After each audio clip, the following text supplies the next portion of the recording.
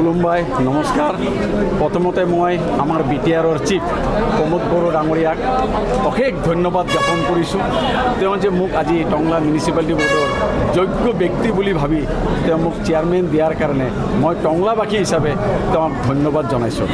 আৰু মই টংলা 4টা ৱাৰ্ড আছে, 1 নম্বৰ 2 নম্বৰ 3 নম্বৰ 4 নম্বৰ। এই 4টা ৱাৰ্ডৰ বহুত সমস্যা আছে। এই সমস্যাখিনি সেই ৱাৰ্ডৰ মানুহখিনিক লৈ পেলাই মই কথা পাতি সমস্যাৰ সমাধান কৰিম বুলি মই আশা ৰাখিছোঁ। আৰু মই টংলাবাসী ৰাইজক এটা জনাব পাই সুখী হৈছোঁ। মই আজি শপত লোৱাৰ আগত যোৱাকালি মই ৰাতি 2টা বজাত চিফ ছাৰৰ লগত কথা পাতি টংলাৰ সমস্যাখিনিৰ কথা কৈছোঁ। চেইন কেবল হওক, ইয়াতে চ'লাৰ লাইটৰ কথাই হওক, লগে লগে চিফে কোনো কথা মোৰ দেৰি নকৰি তেওঁ মোক 50 ডাম্পাৰ চেইন কেবল তেওঁ ইমিডিয়েটলি তেওঁ অৰ্ডাৰ দিছে।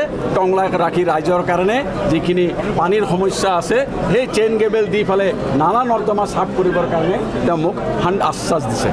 আৰু সেইকাৰণে মই প্ৰমোদ বড়ো ডাঙৰীয়াৰ তেওঁ টংলাৰ প্ৰতি তেওঁৰ এটা বিৰাট ইচ্ছা আছে। টংলা এটা পুৰণি চহৰ, এই চহৰখন টংলা মানে ইণ্ডিয়াৰ ভিতৰত, অসমৰ ভিতৰত এই টংলা চহৰখন কেনেকৈ আমি আগুৱাই লৈ যাব পাৰোঁ। আৰু তেওঁ মোক কালি ৰাতি এটা কথা কৈছে, তেওঁ স্বামী বিবেকানন্দৰ এটা প্ৰকল্প ইয়াতে হাতত লৈছিল আৰু মোক বিচাৰ কৈছিল যে ইয়াতে বিঘা, মই কৈছোঁ ছাৰ 4 বিঘা মাটি টাউন কমিটিৰ আণ্ডাৰত আছে, অতি সোনকালে এই স্বামী বিবেকানন্দৰ এইটো কাম তেওঁ প্ৰকল্প আধাৰ মানে স্থাপন কৰিব বুলি তেওঁ মোক আশা দিছে।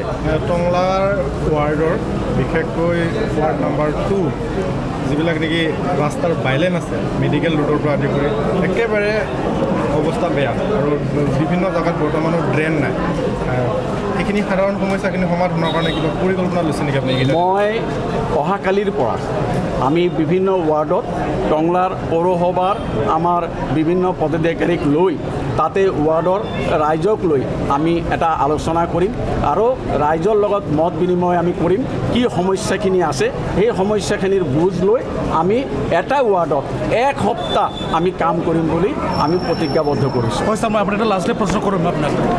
যেনেকৈ আমি এটা মুভি দেখা পালোঁ, ওৱান ডে চিম যেনে অনিল কাপুৰে হয়, আপুনি ঠিক এনেকৈ লাষ্ট মমেণ্টত আপোনাৰ টাউন কমিটিৰ চেয়াৰমেন হৈ গ'ল, আপোনাৰ ফিউচাৰ প্লেনিংটো কি? যিখিনি থাকি গ'ল, কাম হ'বলৈ বাকী আছে। মই আপোনালোকক জনাবলৈ মানে সুখী হ'ম যে মোৰ আৰু কাৰ্যকাল 3-4 মাহ আছে।